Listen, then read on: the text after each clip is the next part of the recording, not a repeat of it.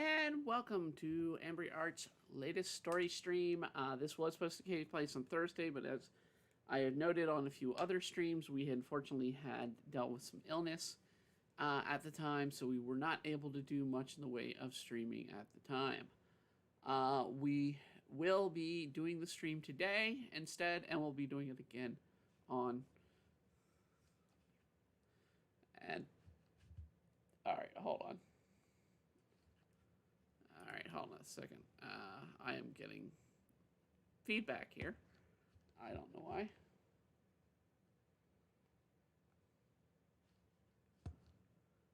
Okay.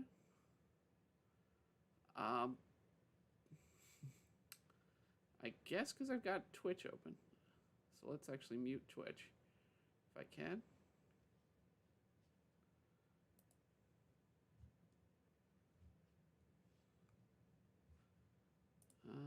I guess I can't. All right. Well, we'll just hear our own voice. Hopefully this is not coming through on the stream.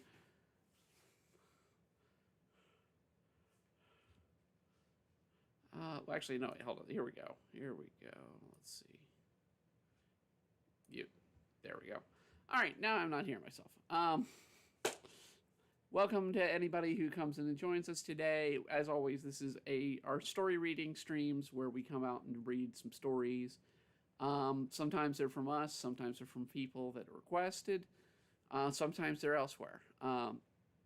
But today we're doing the live stream live and in person here to do our second chapter of 11 Kingdoms, which is an original story done by me. My name is Brittany Dotson, otherwise known as Imbria Arts across the web. We've been doing these stories for years now. I probably am going to be doing I'm going to check with someone about doing a Sailor Moon original story in a few weeks or so. So we might be doing that as well. Until then, though, we're going to go ahead and go on. I've got Twitch streaming on one screen. I've got the YouTube and Facebook streaming on another. So we've got... If you want to send a message during the reading, it's fine. I'll try and take breaks and read through it. This is a 21-page chapter, so it is a pretty long, lengthy chapter. And I may take a few breaks and whatnot to stop and speak. And at the end, we'll discuss a bit of what goes on with this chapter of the story. Until then, let's get on with the live reading. So... First, let's get over. Hi. And we're going to start the chapter as it's laid out. So, Chapter 2, Gathering of Teams. Accessing Camera Network, Onyx 47. Location, Washington, D.C., Crystal City. Alternative source, personal journal entry of Jamie Eve. Walking off the subway to lay eyes on what would be my new home. While the game was in production, took me by awe. The game was in production took me in awe, along with a collection of other people. I could only assume we're also headed here by the look of the small white boxes on the back of their necks. Looked on at the towering complex of the city, full block long.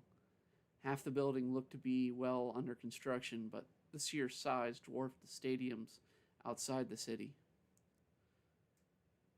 Built to house major sporting events, the largest point of the tower was overshadowed by the DC skyline that was slowly rebuilding, larger after the last war. The half of the complex that was completed overshadowed the unfurnished one by several floors. In between the two stood a structure of glass overlooking a massive indoor garden with pool, cafe, even basketball court and soccer field. The lower levels of the bigger tower housed a grocery store, information desk, waiting area, and I swear something I hadn't seen outside of pictures of my grandmother's youth, a small arcade. Signs also led to a pathway that read clinic and security, and a single movie theater. These all came as less a surprise. The theater could easily double as a massive meeting room, and with the number of staff living in the tower, having both health and security services available would be helpful in aiding the needs of the new tenants. It was like something or someone took the United States Capitol and decided to segregate an entire city of people. I started to feel a little smaller when I looked up and soon lost track counting of the floors. I could see somewhere around the lower 20s. I failed to notice of the woman trying to gather new people and take them to their new set suites. Before I knew it, I was alone, with only a few people walking around, with a sense that they had already begun to settle into their new lives.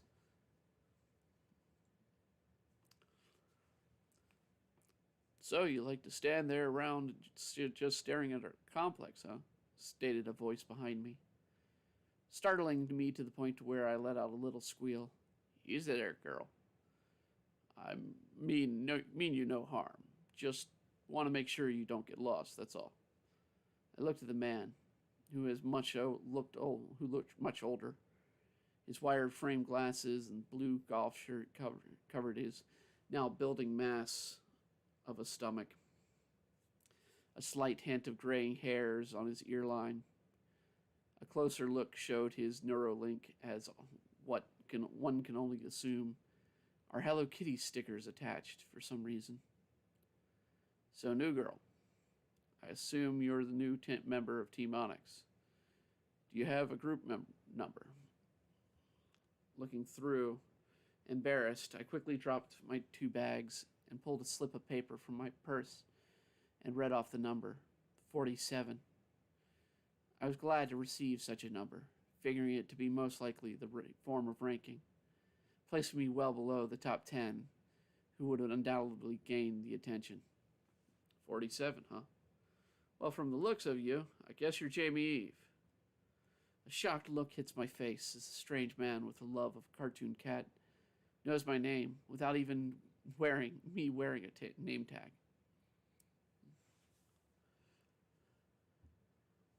The man knowing my name shocked me, and I started to step away. What could I only figure was a cyber stalker of mine, out to imprison me, to force me to cook for him on the Hello Kitty kitchen set. How did you know?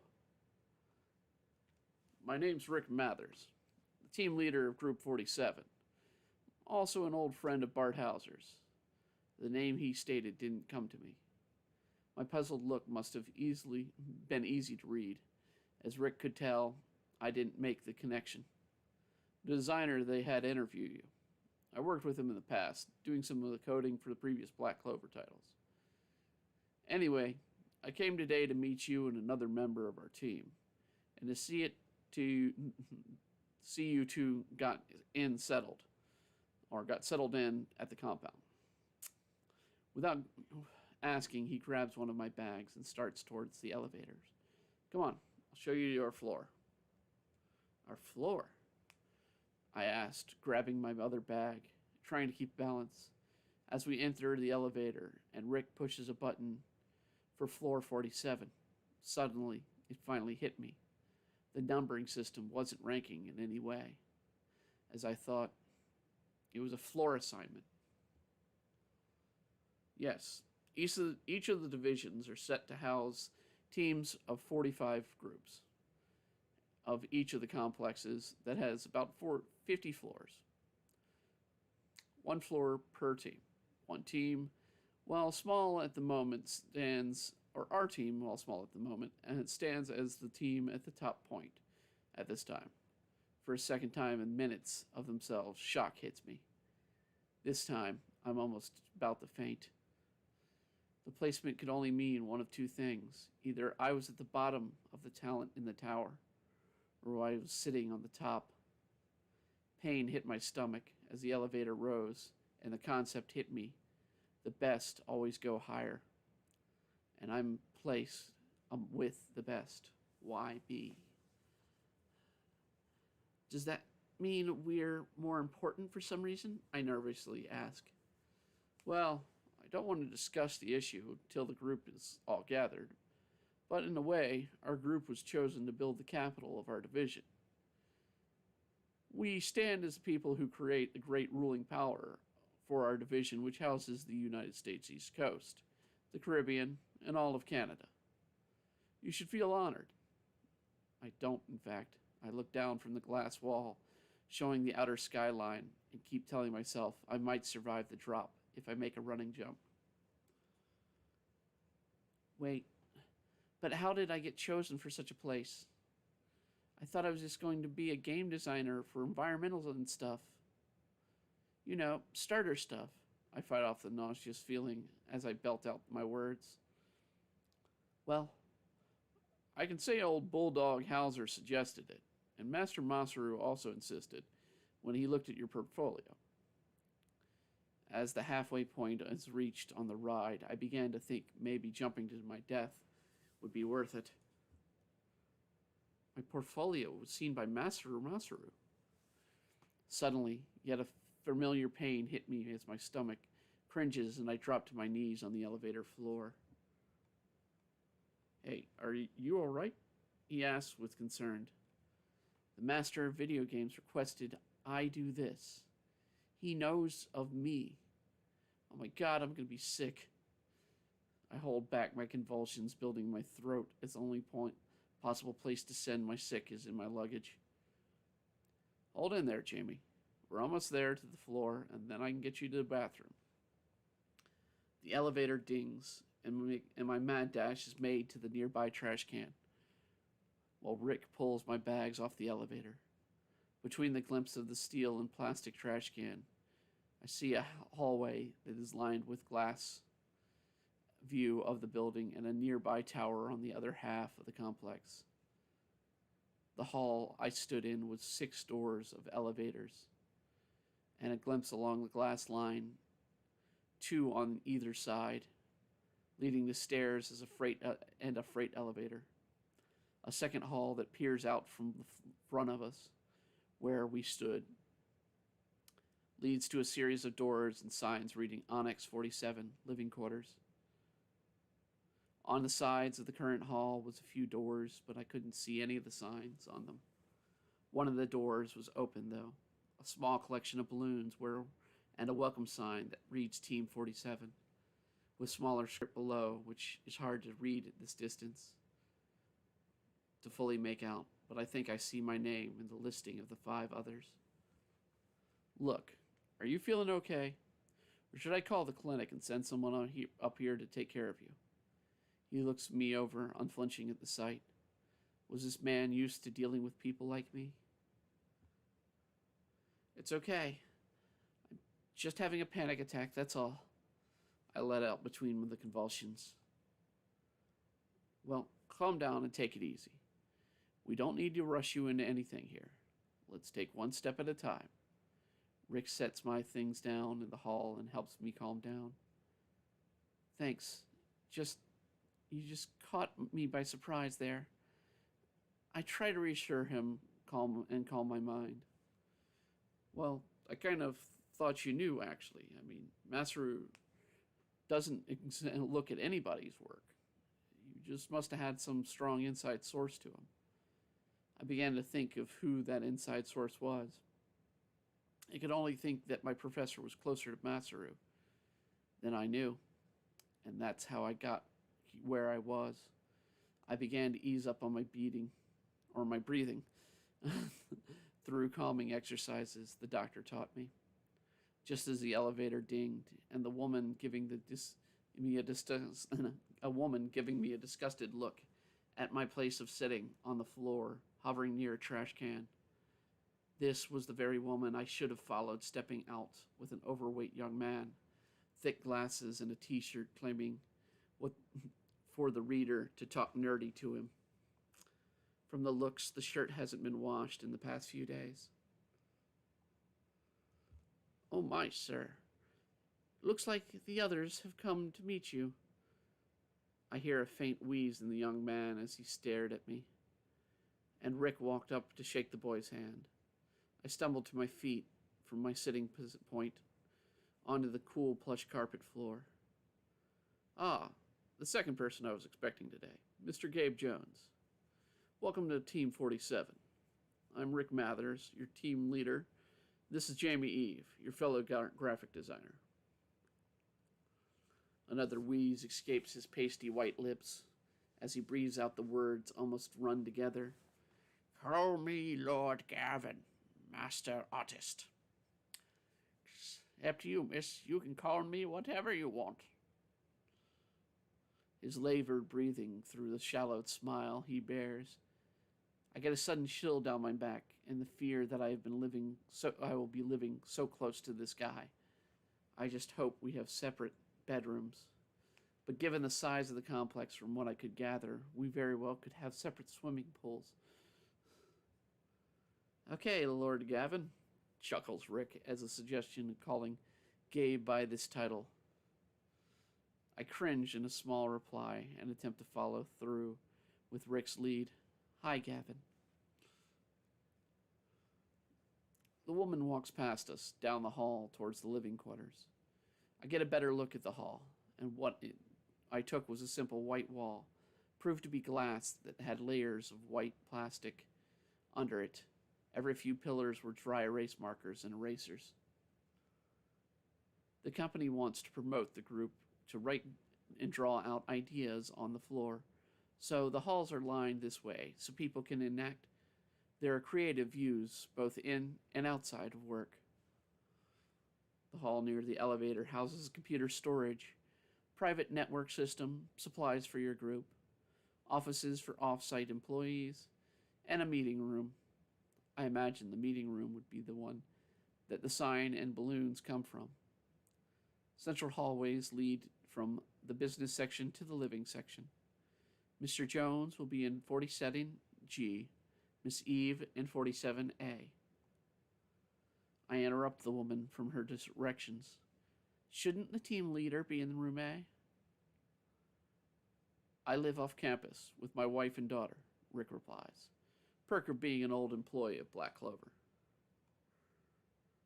Suddenly, the Hello Kitty stickers make a lot of sense. Along with a growing waistline and ability to handle someone getting sick, he must really care for his family, at least enough to proudly let his daughter display her love for the cartoon cat on her father's Neuralink. Do have a small living space in my office, though, for when I have to have a long night to watch over you all. Give me a stern look of experienced father, then suddenly breaking from it with a wide smile.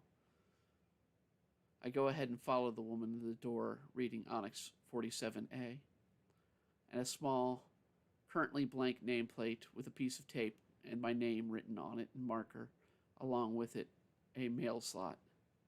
As I walk up to the door and notice a key in the door lock, as well as an electronic thumb lock, in case you're too drunk or lose the key. I open the door in a large apartment. Walking a short hall passage, passing a small closet, and a walk into a small kitchen, complete with all the needs for a person to make the basics of any recipe. I look through the small opening and look at the living room and 3 other doors, 2 of which are open.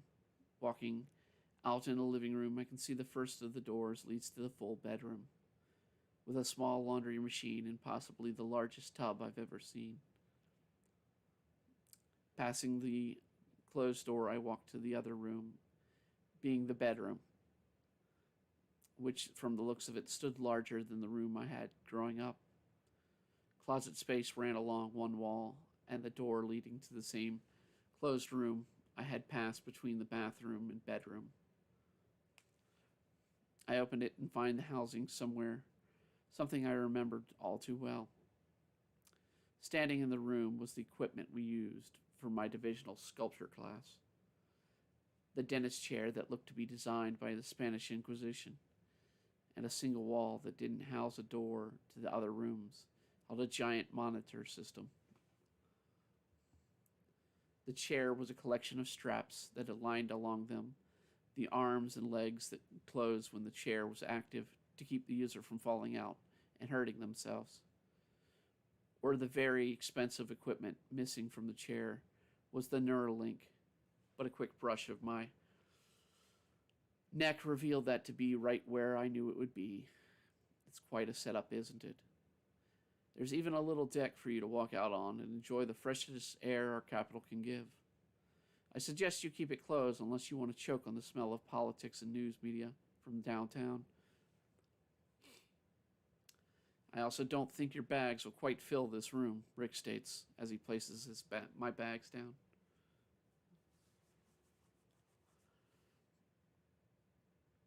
I have stuff in storage at my mom's, and we'll fill this place up.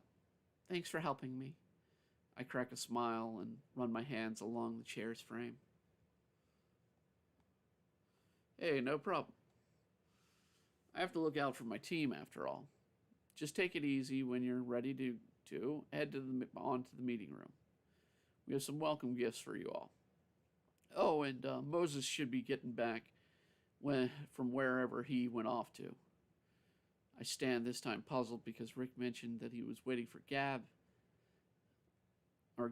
but I didn't think of anyone else living here. Moses, I questioned. Moses is a programmer of our group. Well, my understudy, so to speak. He's the only other member here so far, though the last member should arrive later tonight.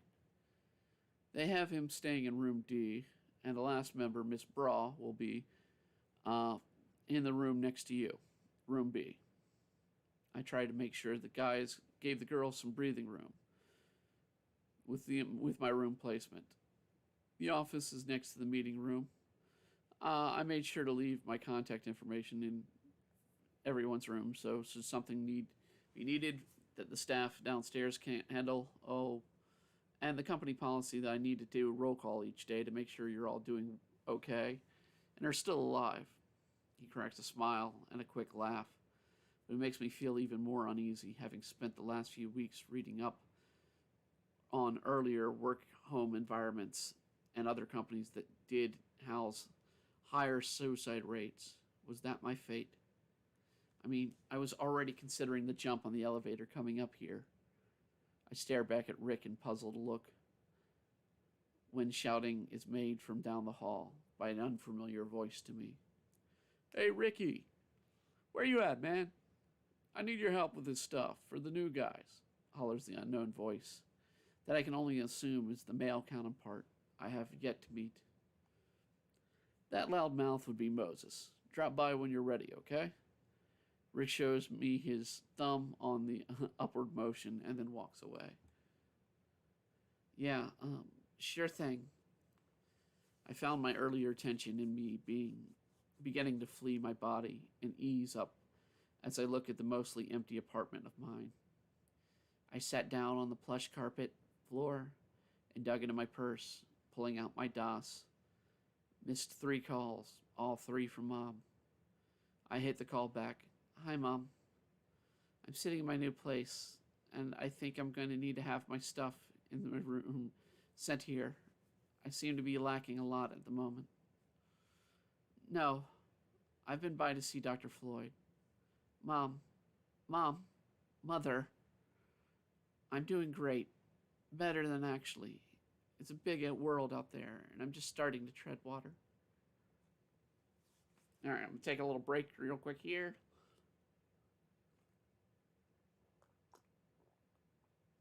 Get some hot tea here.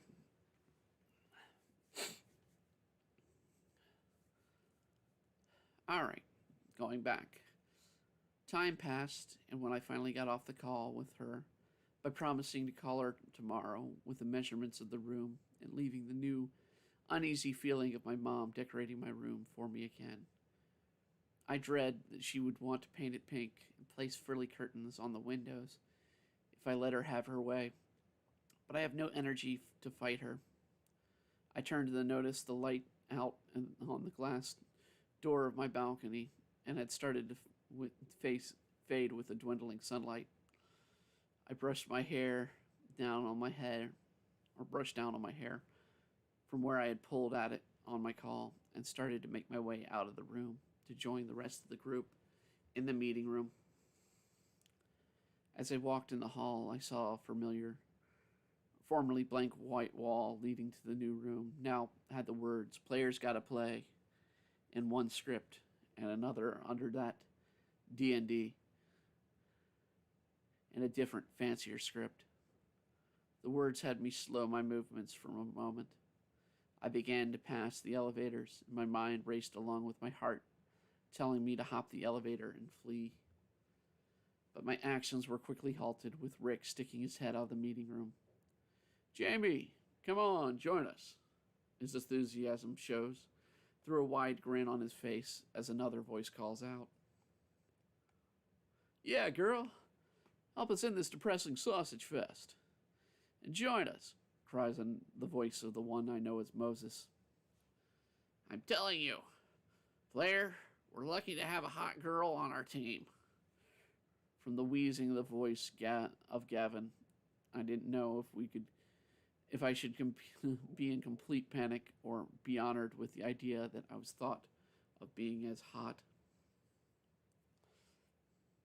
Suddenly, I see the head of the tall, dark-skinned, shaved, bearded man,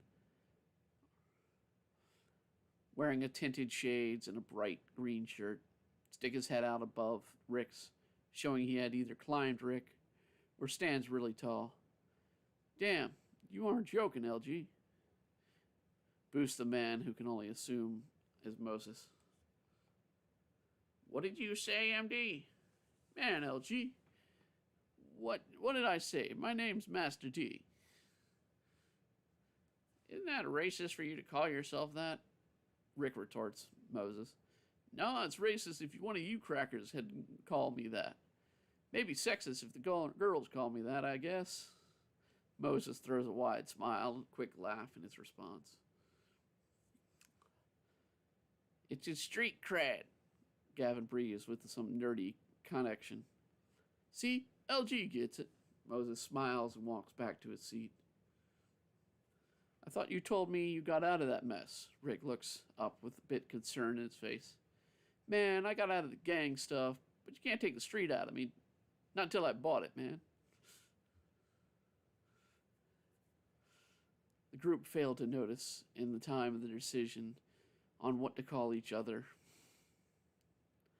that I have yet to move one bit.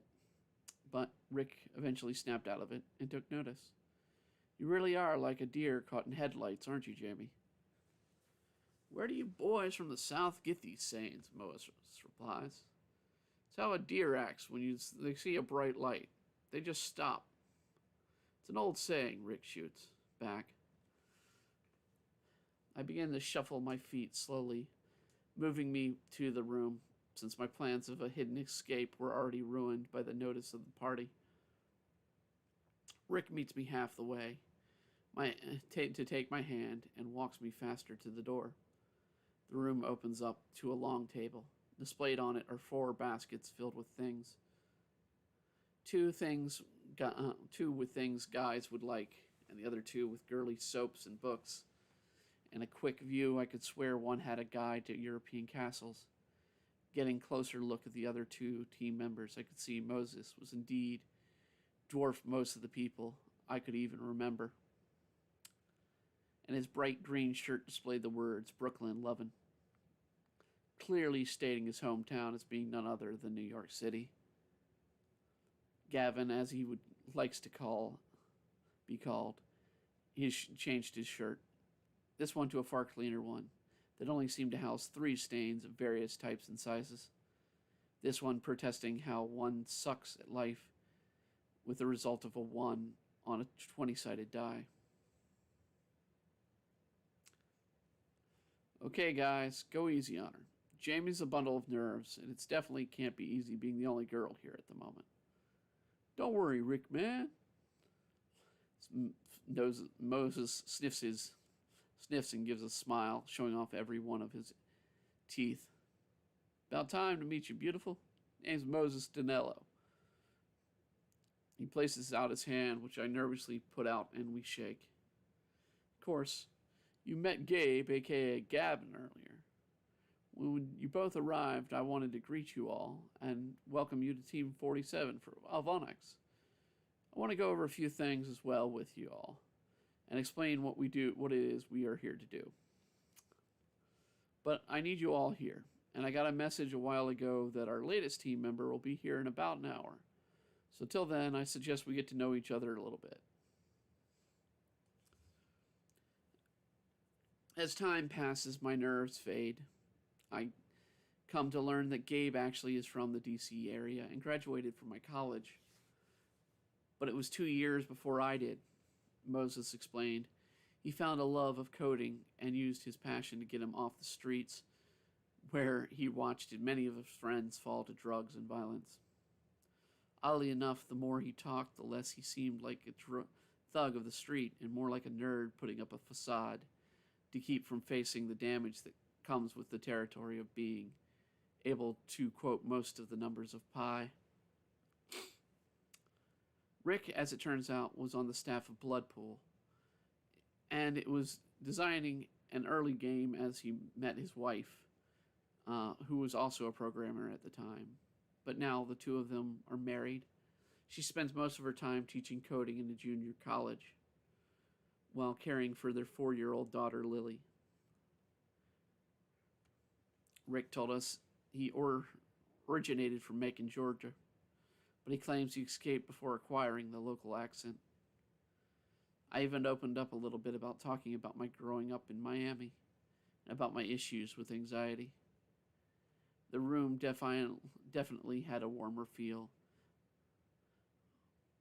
And when suddenly a knock on the door caught us all by surprise. A petite woman with curly brown hair stood at the door. She looked like she'd just come off of a farm somewhere and had a hat that spoke loudly to decide what part of the country she came from. "Ah, Miss Bra. Welcome. We were expecting you to arrive," Rick proclaimed. "Let me introduce you to the rest of the team. This is Moses Danello, Gabe Jones, and Jamie Eve. I'm Rick Mathers. This is..." The woman halts Rick in her tracks and she introduces herself. "Melissa Brawl. I'm truly proud to meet y'all," Melissa stated proudly.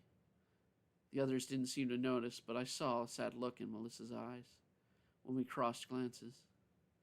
From someone to be so proud and so open, she seemed to be almost as closed and nervous as I was. Maybe my issue wasn't as unusual. "So, Miss Braw, I take it y'all from Texas," pronounced in a poor Texas accent Moses. "Yep, we outside Dallas, homie," she shot back in a bad New York accent. "I like her. She knows how to snap back," Moses says, unable to keep his poor Texas accent and wide-brimmed smile. Jamie, since you're Melissa's new neighbor, why don't you show her to her room? Then you two can come back," Rick asks, as I quietly reply with a nod. I began to lead Melissa off to a room B, and I failed to notice neither of us had said a word along the walk. But when we arrive at the door, words open up. "Not much of a talker, are you?" She doesn't even look at me, just moves on about inspecting the room.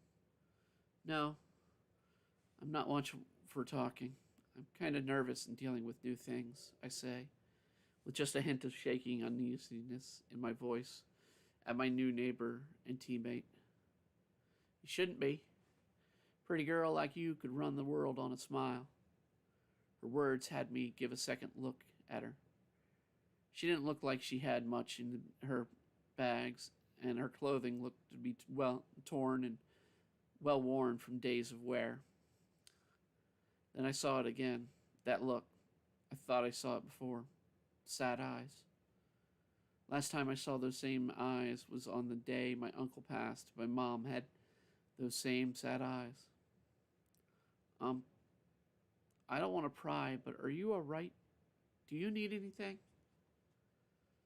She sighs and flings her hat to the kitchen counter of the apartment. Her face now shows early signs of wrinkles, baggy eyes from little sleep. "I will be all right, sweetie. Just a little worn from travel. Saying goodbyes, that's all."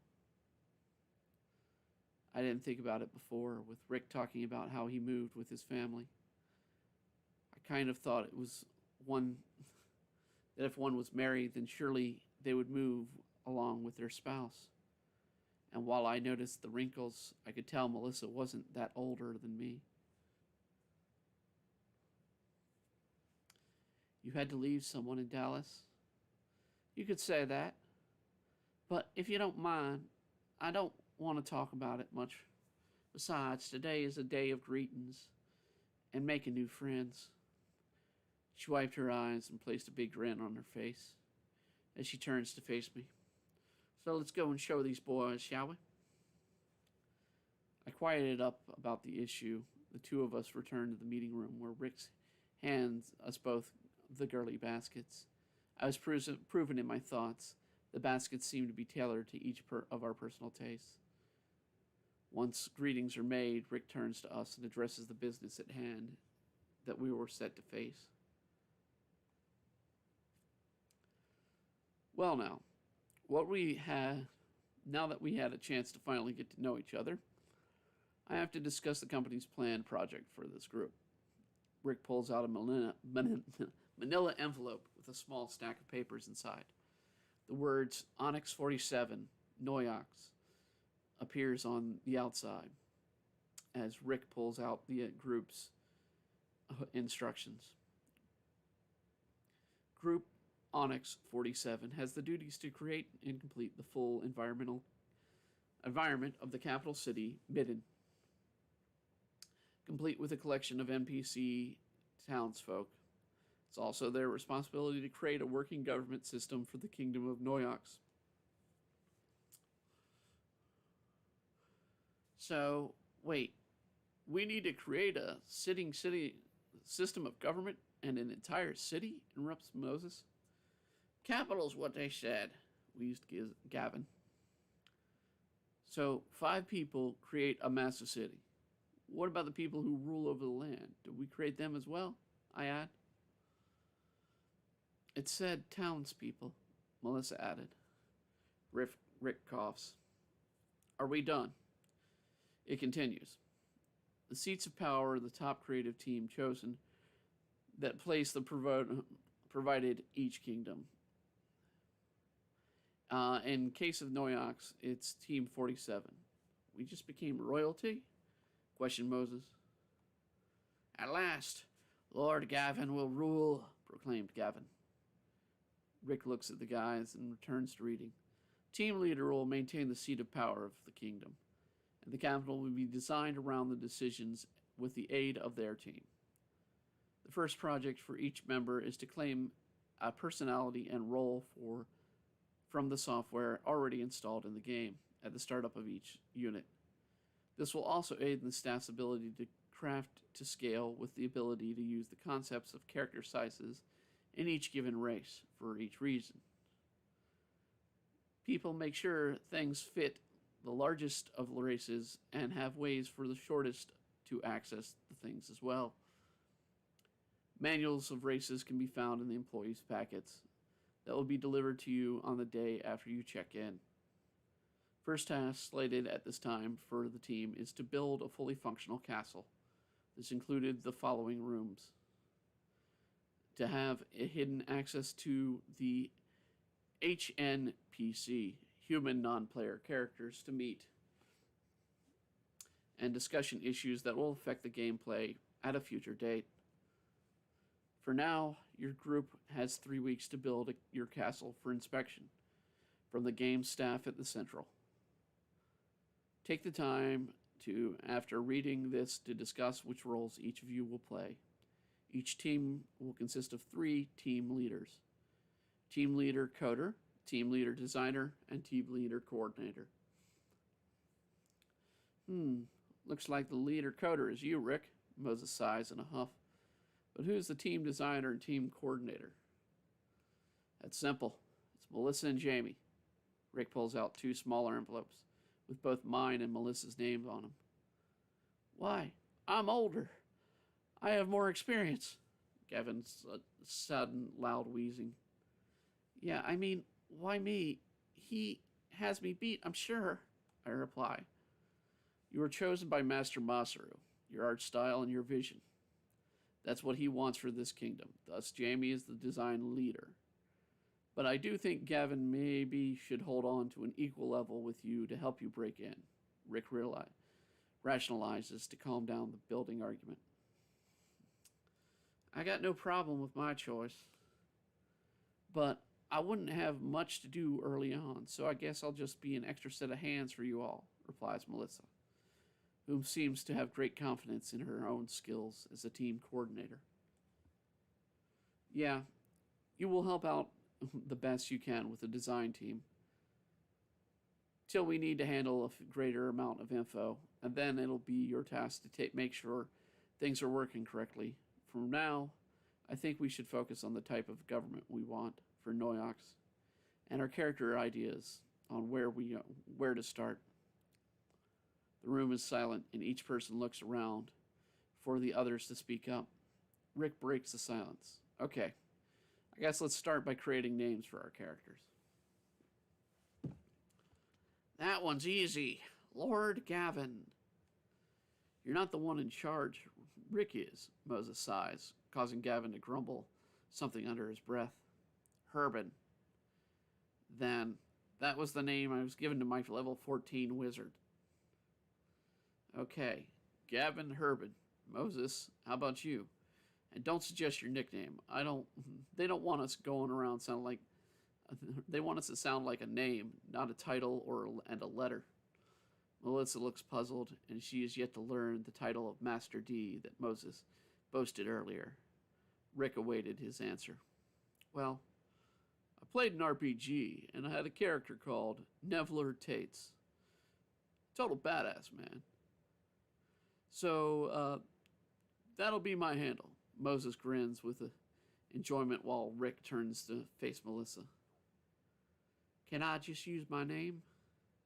Well, I wouldn't suggest the full one, but I guess Melissa is fine, Rick states. Gout. Melissa Gout will do, Melissa affirms. Okay, that leaves you, Jamie. Rick's eyes turn on me. Me? What about you? I reply in a hasty drop of the spotlight off of me. Man, Rick, you're right. She's a total deer in the headlights. Moses laughs as he tries to insult my unwillingness to choose. That may work. How about Fawn, Jamie? Rick asks. She does sort of act like an unsteady newborn. I say it's fitting of you, sweetie.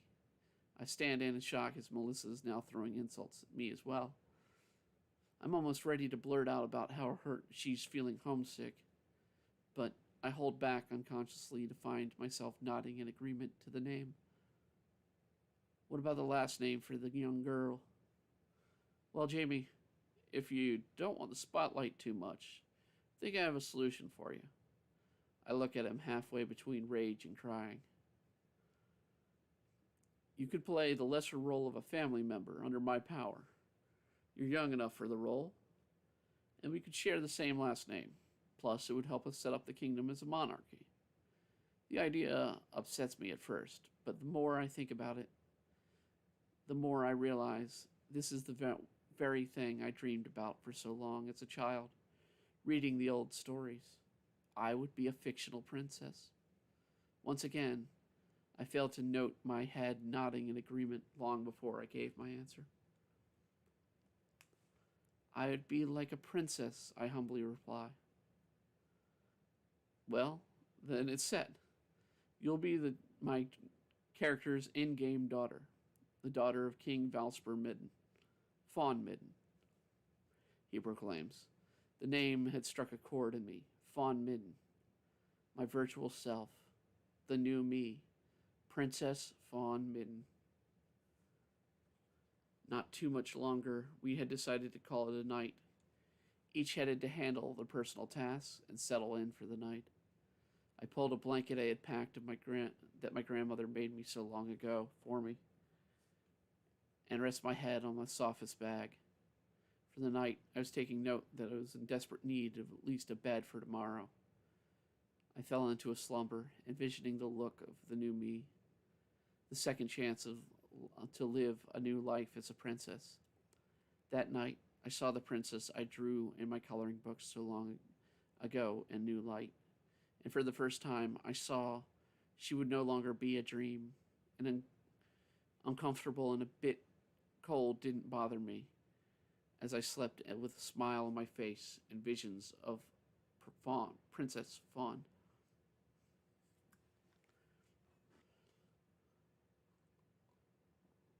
File source end, accessing linked files. Employee email, Kinchero Masaru. To Black Clover, K11 staff. From Central Control, K11 staff. Subject, Team Projects. I would like to thank you all for taking part in my latest vision in crafting a new way of the gaming for the world. Each division I have designed or designated for you will be fully involved in its creation. While I can envision such a grand scale, it will take my many skilled artists, coders, and great minds to truly make this project work. Here's a bit of what I can explain about the game's process. Each of your current divisions will be responsible for its own look and feel, and will play on the game setup that we here at Central are creating. Your task is to create kingdoms that reflects the greatest in fiction and reality. For some of you, I've given directions on what I'm looking for in environment from you. But the game's interaction of people and places, its dungeons and monsters, are all the creation of the staff of each division. Each division has a tower that stands 50 floors, 2 lower floors housing basic personal needs, and entertainment for the staff that live on the floors above. The top floors are for the staff outside the division to use. The rank of each kingdom's chosen talent is based for the floor they stand. The higher up the person is ranked, the higher the level of the floor the staff member is placed on.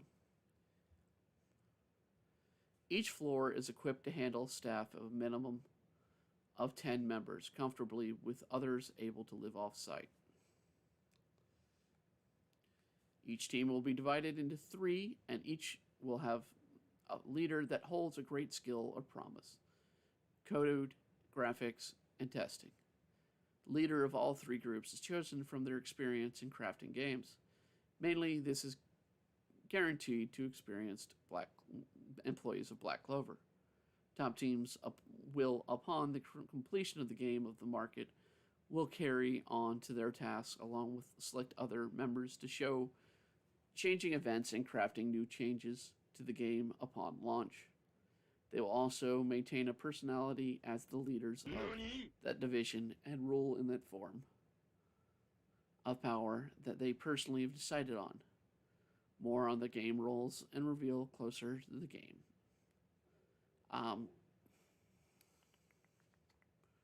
Let's see here. I don't see what that was. That was a like. Somebody, I want to thank whoever liked it just there a moment ago. So let's see here. The top teams will, upon completion of the game for the market, carry... Okay, we got through that. More tasks in-game to reveal closer to the launch. Okay, so we're on the last lines here.